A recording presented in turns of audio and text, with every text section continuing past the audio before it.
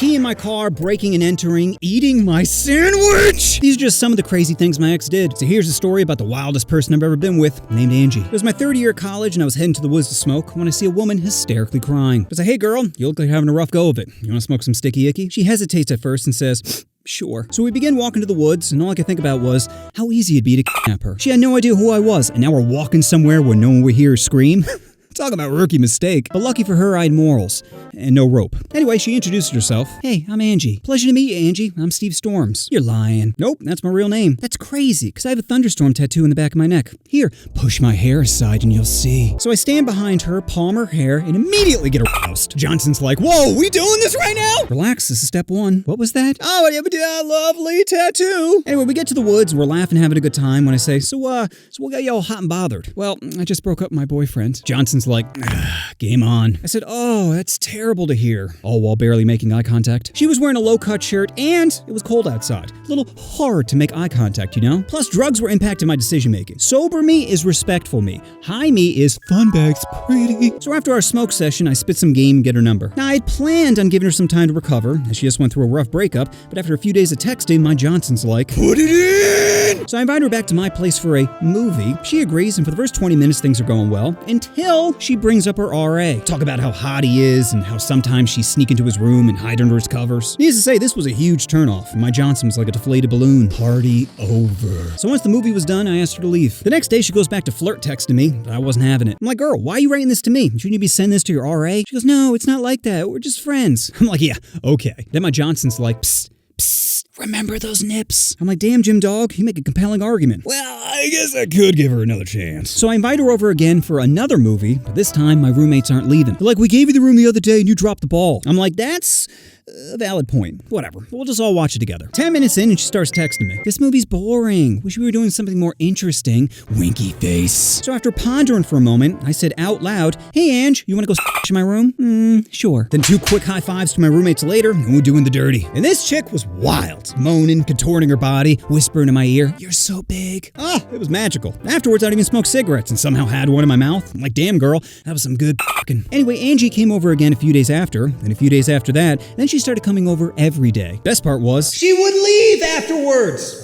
It was the dream. Working with no commitments, what more could a college student want? But what I neglected to realize was how lazy it'd make me. You see, when a guy's hunting for Kitty, he's on his A game. Freshly trimmed, looking sharp, and smelling like a burrito in a nightclub. But when Kitty's guaranteed, we get lazy. I'll give an example. Every Tuesday and Thursday I'd go to karate in the morning. Afterwards, I'd head back to my room where Angie'd be in my bed waiting for me. Now, normally I'd shower first, as I just sweat my balls off, but one day she presses me up against the door and starts me. I'm like, damn girl, if you don't care, I don't care. And this only made me get lazier. Because not only did I stop showering before baby making, but I stopped showering after. That stank just be following me around from class to class. Why does it smell like shit and shame in here? And because Poon was guaranteed, I stopped hunting for Kitty altogether. Why go to the bar and spoon feed White Claws into a chick when I already had one back in my room, ready to swallow whatever I gave her? None of that, hey, let's go dancing for 45 minutes as I dry hump you into thinking I'd be good in the bedroom. Bitch is already in my bed twerking. So this continued for the rest of the semester until we're about to head home for the summer. Angie texts me saying, come to my room. We need to talk. Now, normally I'd be freaking out, thinking she's about to say she's pregnant, but there's no way. Cause sure, we were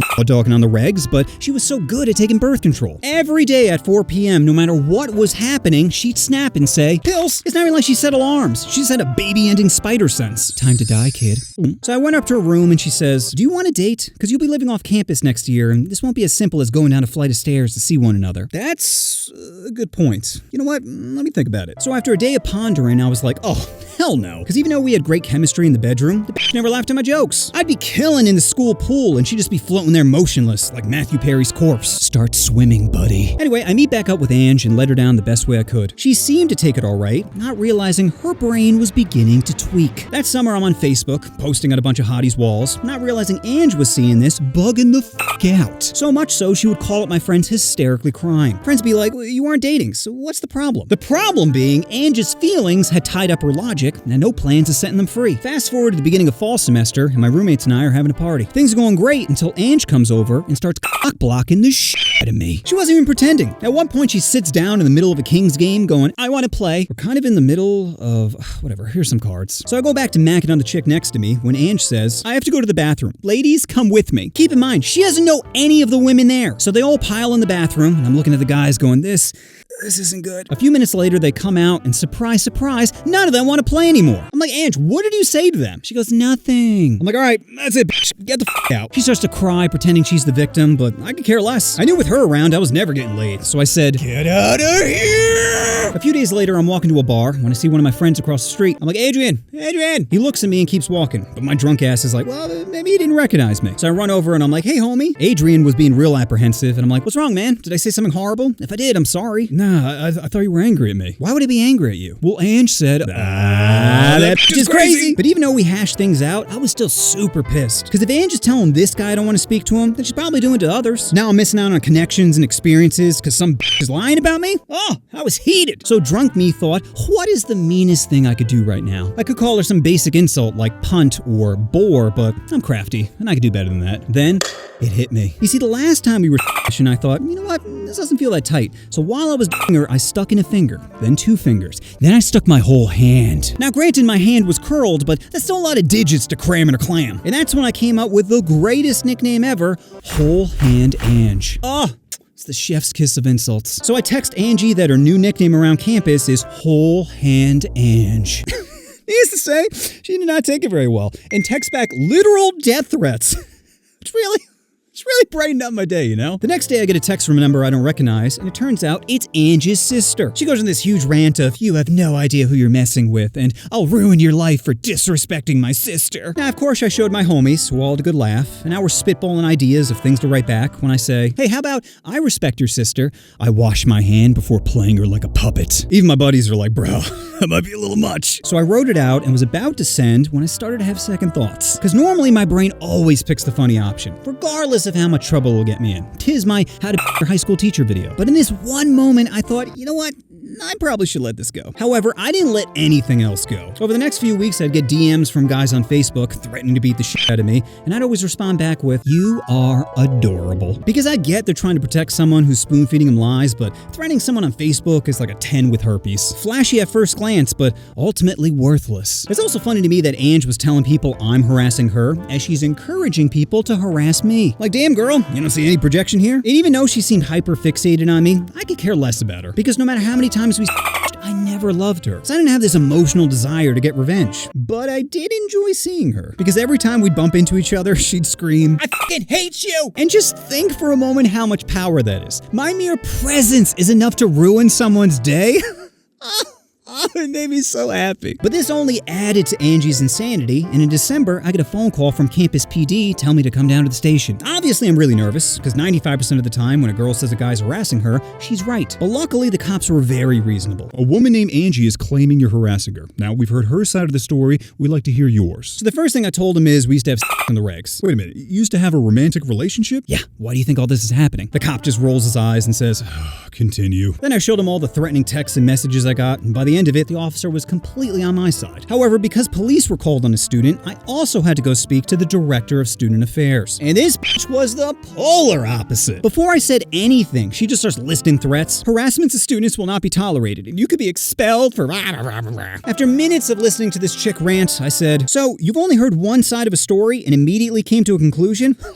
I didn't realize an accusation was a conviction. Maybe you should take some of my criminal justice classes and see how gathering evidence is important when it comes to a potential crime. Needless to say, she was pissed, but I just sat there arms crossed like, I know you got nothing, bitch. Fast forward to Valentine's Day, and I'm dating this lovely girl named Rachel. We're both walking on campus holding hands when we bump into Angie, who goes ballistic, screaming, you, you piece of shit. My girl starts chewing her out, saying, he doesn't want your stinky cooter anymore, you flat-faced bitch. I'm laughing, dragging my girl away, saying, it's not worth it. Just ignore her. The next day, I get another call from campus police, so I go down to the station and speak to the same officer who says, so we got more complaints of harassment? Officer, I've done my best to avoid her, and in the time I've spoken to you, I've only bumped into her once on Valentine's Day when I was with my girlfriend. Officer was trying to remain professional, but I could tell he's like, I can't believe I gotta deal with this nonsense. A week later, I get a call from Ange saying, we need to talk. I'm thinking she's gonna try to bury the hatchet. Nope. Turns out her paranoia was at max, and she says, I know you keep stalking me, and if you don't stop, I'll be forced to take legal action. At first, I'm being real neutral, saying, Ange, I'm not stalking you or harassing you or quite frankly care what you do. But she is adamant, saying, you think I'm making this up? You think I'm crazy? No, I got f***ing witnesses. I said, listen, I'm not calling you crazy, but calling the cops on Valentine's Day when you see me holding hands hands with another girl is, a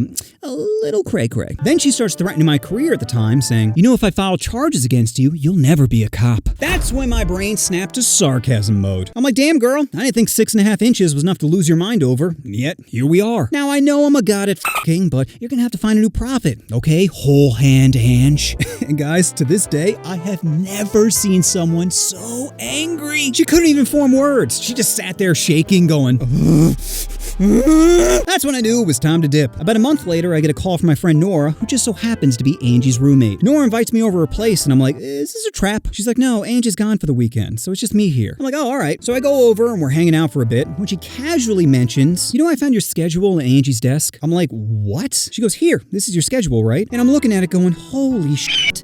Angie broke into my place. Nora's like, what are you talking about? I said, because one day I came home and the kitchen window was open. I go to my roommate and I'm like, Jake, why did you open the kitchen window? You know, it's busted and super hard to close. I didn't open it. Bro, you're the only one here, and it's not like we got robbed because our laptops and TV are still here. But little did I know someone did break in because that same day my schedule was missing off my wall. That's when Nora says, also, I probably should have told you this sooner, but one day I caught Ange next to your car. Wait, what? I was heading over your place at night when I caught Ange bent over by your car. I asked what she was doing, but she just played dumb. I'm like, God damn it, because someone keyed my car. I just thought it was some drunk asshole, not some crazy bitch. Now, luckily, I didn't have any more interactions with Ange and thought it was all behind me. That wasn't until about a year later when I was working at Bed Bath & Beyond. I had recently threw up my lower back and was super depressed, just unloading boxes, when I get a phone call from my old roommate, Jake. Jake is like, hey, Steve, listen, I shouldn't be telling you this, but I just thought you should know, Ange is pregnant. Whoa, what? Yeah, and actually I was wondering, do you think it's yours? What? No, we haven't smashed in like 2 years. Oh, okay. I was getting worried for a second. But Jake, you know what this means, right? That you won't be a father? Well, of course that, but it means she trapped someone. What? She trapped someone, Jake. She was so distraught over the fact I could just with her for over a year and have no feelings that she found a way to make someone stay forever. What if she just forgot to take birth control? She never forgets to take birth control, Jake! Besides, it's still effective even if you forget to take it for a few days. She trapped someone, and it could have been me, Jake. This crazy bitch could have ruined my life, but instead I get to live